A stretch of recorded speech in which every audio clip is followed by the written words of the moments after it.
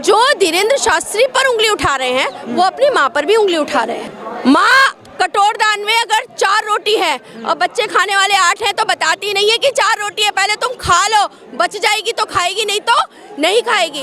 राम जी जादू टोना है। नहीं, कुछ जादू, हवा जादू टोना है, पानी जादू टोना है, कह रहे हैं कि ये पानी जादू टोना है, आग जादू टोना है, हवा जादू टोना है, माता सीता भगवत जगत जननी से जादू टोना है, भगवान श्री राम टोना है। ये वानर था पिछले जन्म में, मेरा भाई, मैं वानर था, हम इकट्ठे हो गए आज।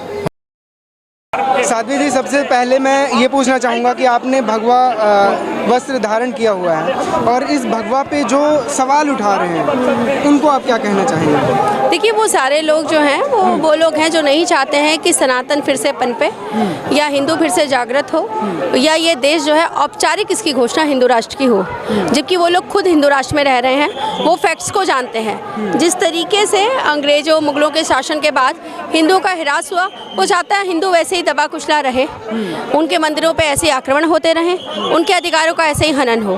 तो मैं ऐसा मानती हूँ, मेरा ऐसी खुद की व्यक्तिगत सोच है कि गैर हिंदू जो कुछ लोग हैं वो दूसरे धर्म के भी हैं और उन धर्म के साथ वामपंथी कुछ विचारधाराएं ऐसी हैं जो हमें कुचलने का पूरा तैयारी कर रही हैं और उसी में अग्रसर होकर के वो कानून और संविधान के द्वारा प्रदत्त जो भी नियमावली है या जो भी पावर्स हैं उनका मिसयूज़ कर रहे हैं। लेकिन कुछ लोग हैं जो बागेश्वर धाम को बोल रहे हैं कि ये जादू टोना कर रहे हैं या कहें कि माइंड रीडिंग कर रहे हैं। देखिए, मनोचिकित्सक साइकोलॉजी है, उस साइकोलॉजी को अंग्रेजी में कहते हैं माइंड रीडिंग और हिंदी में कहते हैं ऑब्जर्वेशन।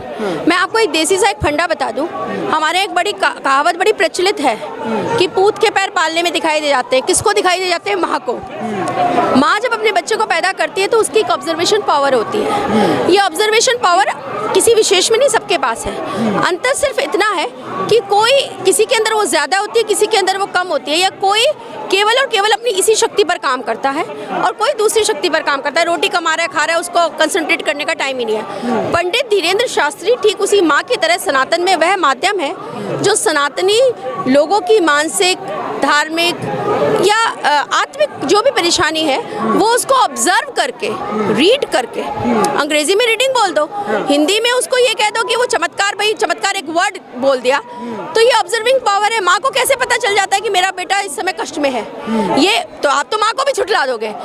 तो जो धीरेन्द्र शास्त्री पर उंगली उठा रहे हैं वो अपनी माँ पर भी उंगली उठा रहे हैं, मैं ऐसा मानती हूँ। उनको तो अपनी माँ के माँ होने पर भी प्रश्न चिन्ह लगाना पड़ेगा। धीरेन्द्र शास्त्री जैसे बहुत सी प्रतिभाएं यहाँ पर उपस्थित है, केवल धीरेन्द्र शास्त्री को क्यों भैया पीछे पड़ रहे हो?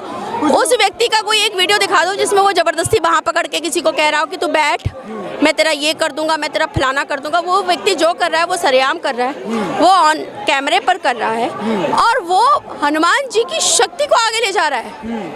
वो स्वयं केवल एक माध्यम है उस शक्ति को आगे ले जाने का और कल्याण का एक माध्यम है, सुगम तरीका है। और यहाँ पे जिस तरह बहुत सारे डॉक्टर्स होते हैं, हर जगह डॉक्टर्स हैं, किसी को कोई डॉक्टर अच्छा लग जाता है, किसी को कोई डॉक्टर अच्छा लग जाता है, दैट्स इट। जिन लोगों की कुर्सियाँ खुद की हिल रही हैं या जिनको लग रहा है कि ये व्यक्ति हिंदू राष्ट्र की ओर आगे बढ़ रहा है या ये व्यक्ति का योगदान जा रहा है जो हिंदू को जागृत कर रहा है, तो उनकी वहाँ पर जहाँ पे चूल्हे हिल रही है ना, तो वो ही लोग जो षड्यंत्रकारी तरीके से गलत प्रचार प्रसार कर रहे हैं। और ऐसे लोगों का मैं पुरजोर विरोध करती हूँ और एक चेतावनी देना चाहती हूँ।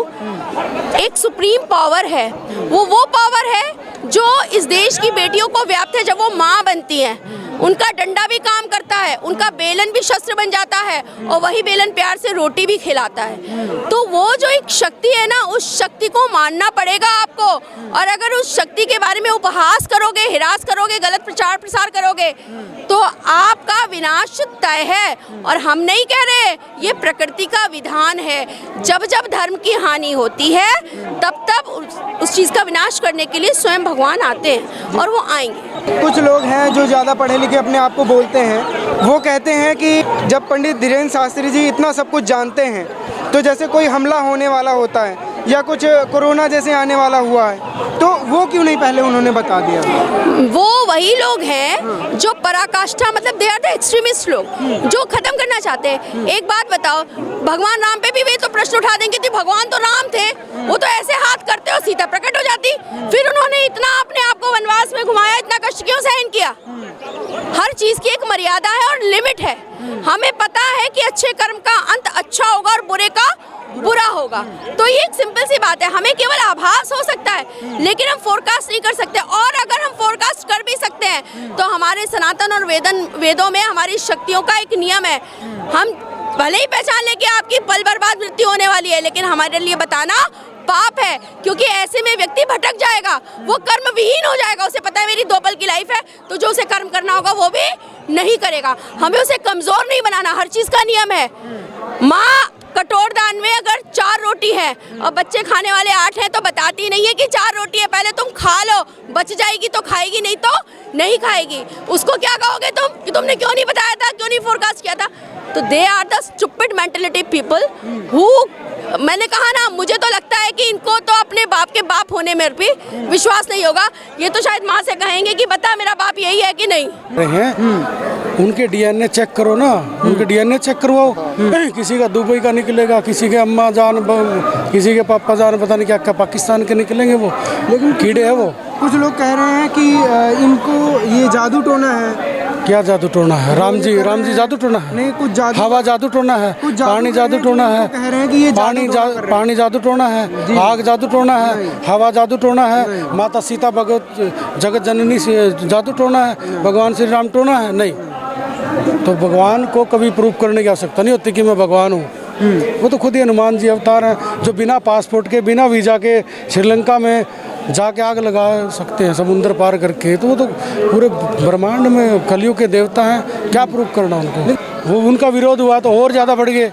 उनका विरोध हुआ था भाई मेरठ से आ गया, उनका विरोध हुआ था भाई दिल्ली के दूसरे कोने से आ गया। तो विरोध का नतीजा हम भाई इकट्ठे हो गए ना, किसी जन्म के बिछड़े होंगे, ये मेरा भाई होगा किसी जन्म में, हम आज मिल गए। ये विरोध का नतीजा है। ये वानर सेना इकट्ठी हो रही है प्रभु श्री राम के लिए। 3 साल रुक जाओ, 3 साल में वानर सेना हमला करेगी, हिंदू राष्ट्र भी बनेगा। हम ये नहीं कहते कि हिंदू राष्ट्र में दूसरे धर्म भाग जाएंगे, ऐसे नहीं। दूसरे धर्मों का सम्मान होगा, इज्जत होगी, सब होगा। परम पूज्य श्री बागेश्वर धाम सरकार महाराज जी ने जो एक आह्वान किया है कि तुम मेरा साथ दो, हम तुम्हें हिंदू राष्ट्र देंगे, ये उसकी एक शुरुआत है, मुहिम है। उस मुहिम में सब वानर सेना है। ये वानर था पिछले जन्म में मेरा भाई, मैं वानर था, हम इकट्ठे हो गए, आज हम लड़ेंगे बजरंगबली जी बागेश्वर धाम जी के साथ मिलकर।